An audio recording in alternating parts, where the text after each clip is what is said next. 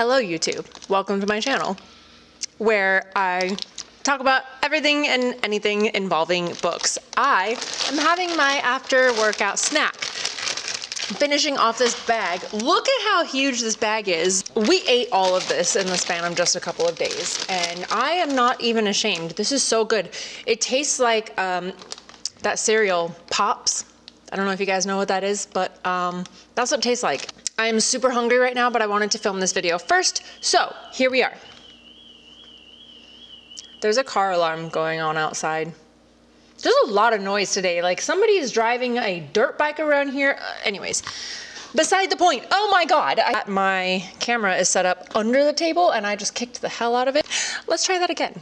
Hello YouTube, and welcome to the video that might make some of you unsubscribe. Yes, today I'm going over some of my most unpopular opinions surrounding reading and writing. Since I'm warning you now, if you stick around for this video, I am not responsible for the emotional impact my opinions will have on you. I am adjusting my camera again because I'm just not used to having the camera like this, so geez, I'm having a really hard time focusing because I am starving. If you don't like people disagreeing with you, this video is not for you. This video is going to be full of things that will probably offend those who hold these fandoms very close.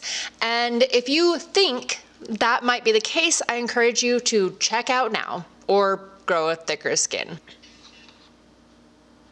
See, she's hearing the noises too. It's not just me. Let's get started. I am going to venture into the territory that will probably anger the people the most, and I'm just gonna rip the Band-Aid right off. For those of you that can stomach an unpopular opinion, I think you might possibly make it to the end of this video with your sanity intact. And for my next trick to get people all wound up, this is my wand now. This is my how I do tricks. I will pull out something that comes to no surprise if you have seen my previous videos, and honestly, I have no problem expressing this opinion because this book made me genuinely angry.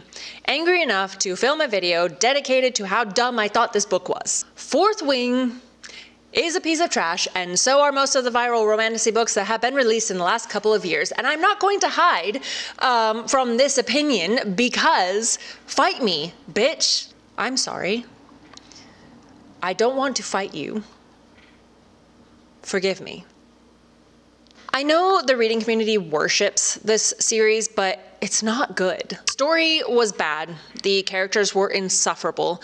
Everything I just talked about with books and characters and worlds having no reason to be the way that they are other than plot progression is all jammed into this book series, and it shows. These books were literally manufactured with business in mind rather than story. It's like they were designed to display all the popular tropes that were trending on BookTok. Literally feels like they were going down a checklist of things that were trending and they jammed them all into one book, and it just feels like that. It doesn't feel like a story to me. It just feels like a checklist, and none of it fits together well. The story is weak. Everything about it was weak, and I dare say stupid. Oh, I'm using like mean words now. That's what this book did to me. Rebecca forgot her own lore half the time. She contradicted herself a lot, which made the world building weak and boring. It was just bland, and it is what I like to call popular because it's popular. And maybe my standards were just too high because of how many people were talking this book up all over social media. But even so, I don't just not like Fourth Wing. I freaking hate it. I forced myself to finish book one because I wanted to have an opinion based on my actual knowledge of the story, but like that's a lot of hours of my life that I will never get back. Since I do have a whole video where I express how bad I believe Fourth Wing to be, I'm not going to linger on it in this video. My next unpopular opinion kind of ties into the first one a bit, and that is sci-fi is way better than fantasy. And maybe you don't see it as an unpopular opinion because I feel like it's kind of 50-50 with people. The reason I enjoy sci-fi is kind of the reason I don't really care for Lord of the Rings that much. I need reasons. The existence of characters and worlds and events isn't enough for me. I feel like in fantasy, most of the time, things are the way they are just because that's the way they are. Oh, you do magic? How? Because I'm magical. But how? Because magic is magical and I have it. How, though? Because I have the stick.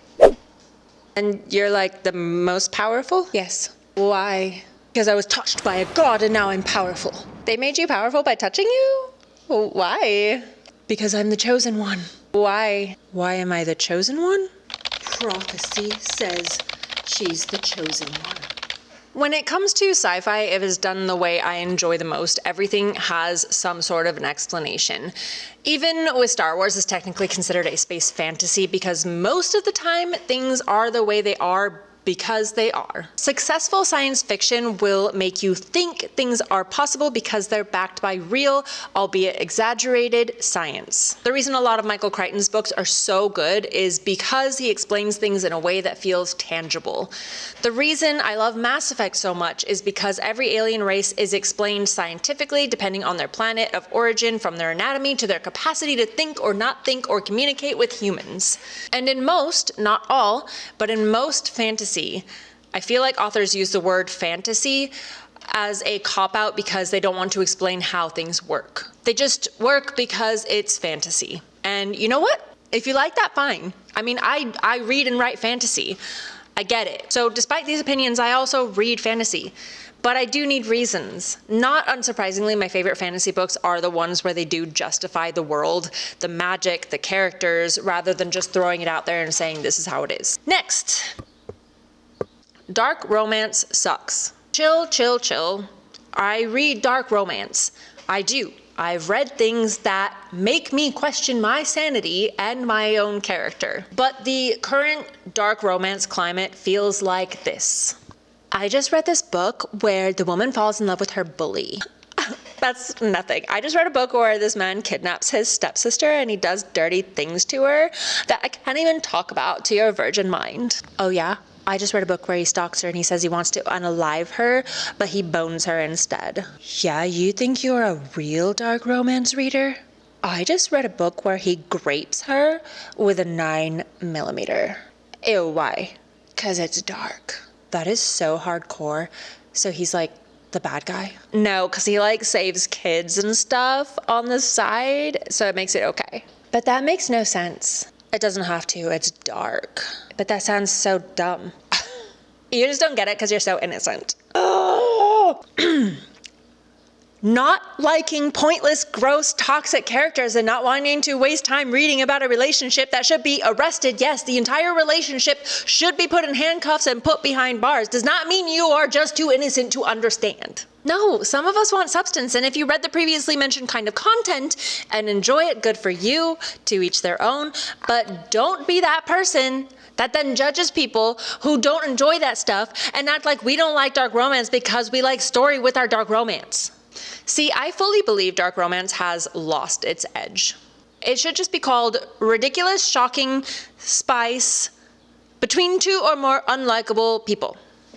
Like, what is haunting Adeline, guys? Gross and annoying. That's what it is, yes. Dark romance is often uncomfortable, but we've lost the plot, I think, and people are latched onto the shock factor more than anything these days. A good dark romance, in my opinion, has a strong emotional undertone that often elevates characters in a way, even if it's twisted. It explores uncomfortable realms, borders on characters being irredeemable, and sometimes makes you question yourself. Dark romance has become this shallow, icky competition based on who can make the most ridiculous book about the most ridiculous things. I mean, one of my favorite dark romance books was about grape as a radish, if you know what I'm saying.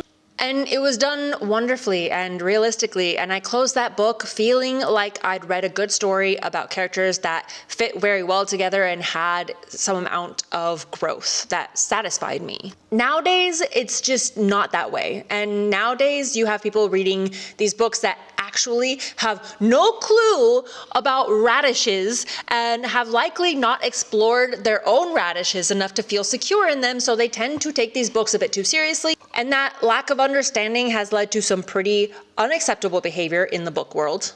Sinners in Stardust being Exhibit A, where many allegations of sensual basalt were reported, not by women, but by men who were being basalted. Women being the primary readers for said dark romance books. Guys, just because you are female Does not mean you can do no wrong when it comes to this stuff. And in fact, many times men get shamed for even reporting sensual basalt, and that is just gross. It's a gross thing to take advantage of. You're gross. If you're one of those people that did the basalting or think it's okay, you're gross. Don't do bad things.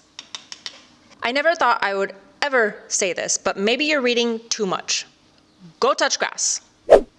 It's like when a person who's been told their whole lives not to do something by their parents, finally, when they get older, they have like this awakening and they finally decide to break the rules for the first time and realize how fun it is to go out partying and drinking and experimenting. But because they've been denied their whole lives, they don't and have never had to exercise self-control. They don't have the same experiences and they vastly overdo it. I've seen it happen more than once with people close to me, and it can be very, very harmful. Practice self-control. I know we're all capable. Don't be a lazy weirdo, and don't let badly written shock romance dictate your real world actions and expectations, okay?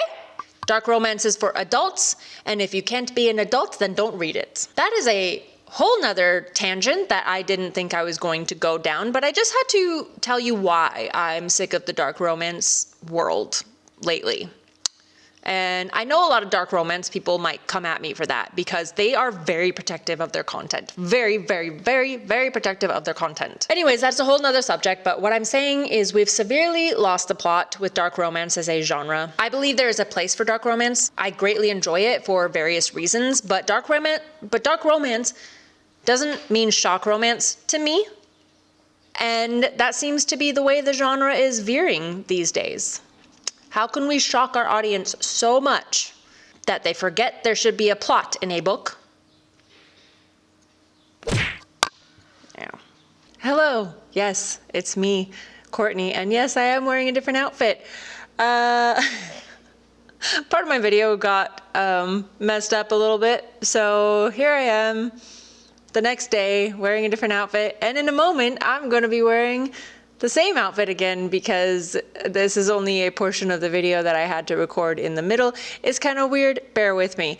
My next unpopular opinion is limited editions and special editions are just ways for desperate authors to stay relevant. That was probably the meanest way I could have done that or could have said that. But I'm feeling spicy today. I don't know why. I was a little bit less spicy yesterday. No, I wasn't.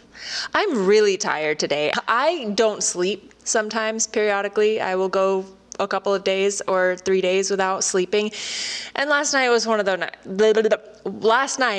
those nights. Anyways, so if you know me, you know I have a strong opinion on this particular topic. I am so tired of limited runs, special editions, all that. Authors are making their books prettier and their stories shittier.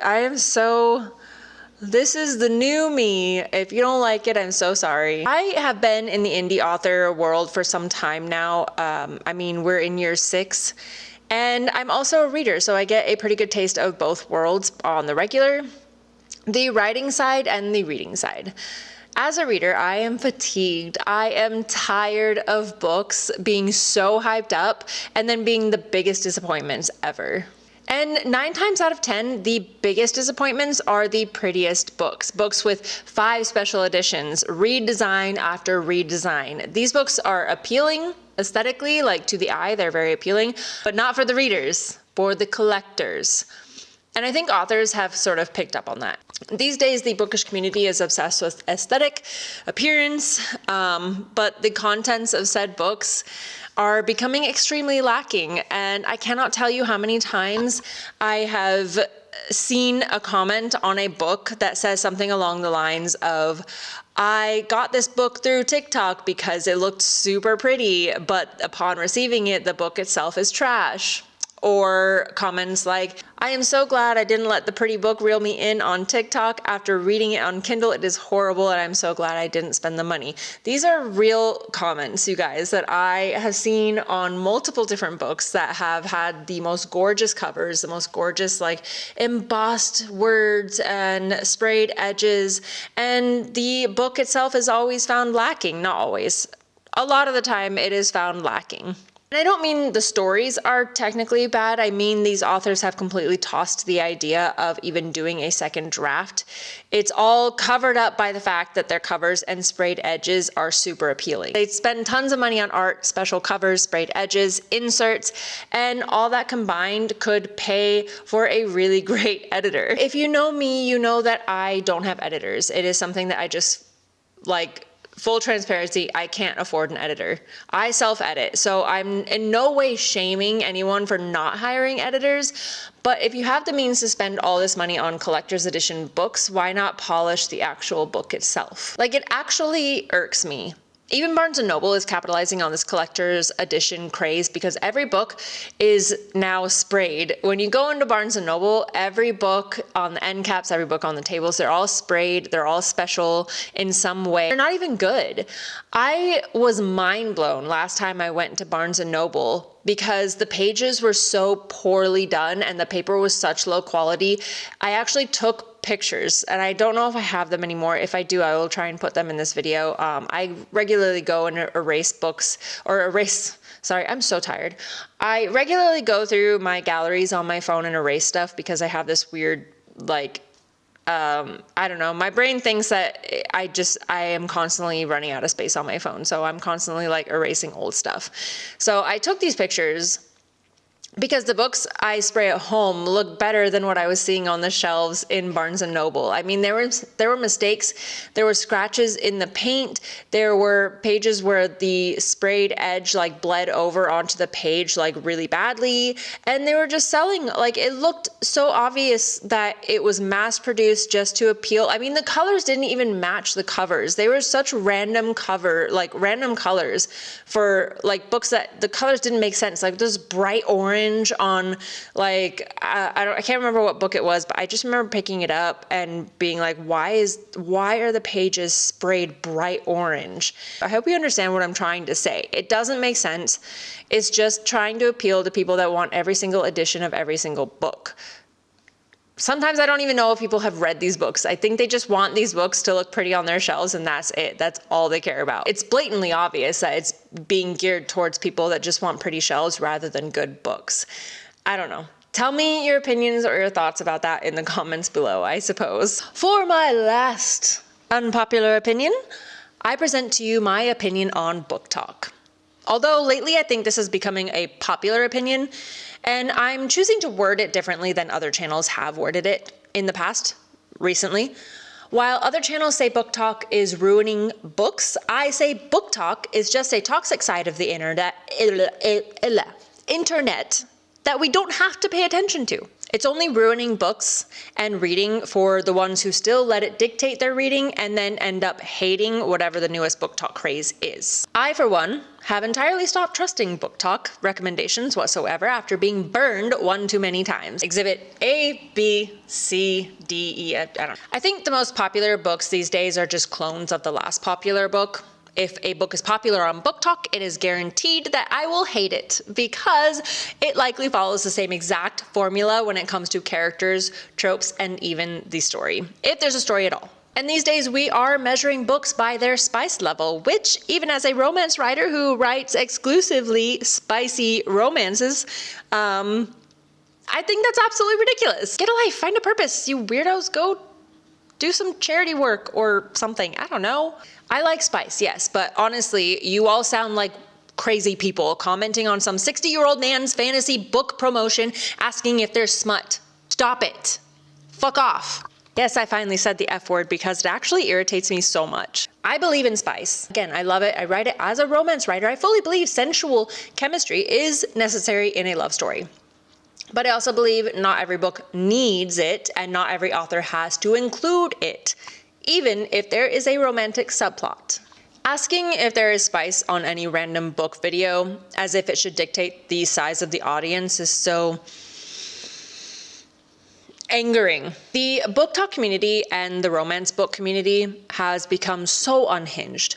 But I fully believe there are two sides. There's a side that still understands how to function in real life and socialize with others and separate their books from their own reality and relationships. And there's a side that has forgotten their humanity completely, probably spends more time watching TikTok videos than reading, and hasn't come out of their house or taken their eyes off their phones since those 2 years that shall not be named. Guys, you can come out now. Re-enter society. It's okay. Breathe real air. Maybe brush up on your social etiquette. Not social media etiquette, but like social etiquette around real people with, you know, people who are not on a screen. I don't know. And since we're on the subject of BookTok, I just have to say my last unpopular opinion, because I think I said the last unpopular opinion was my last unpopular opinion, but this is my last unpopular opinion.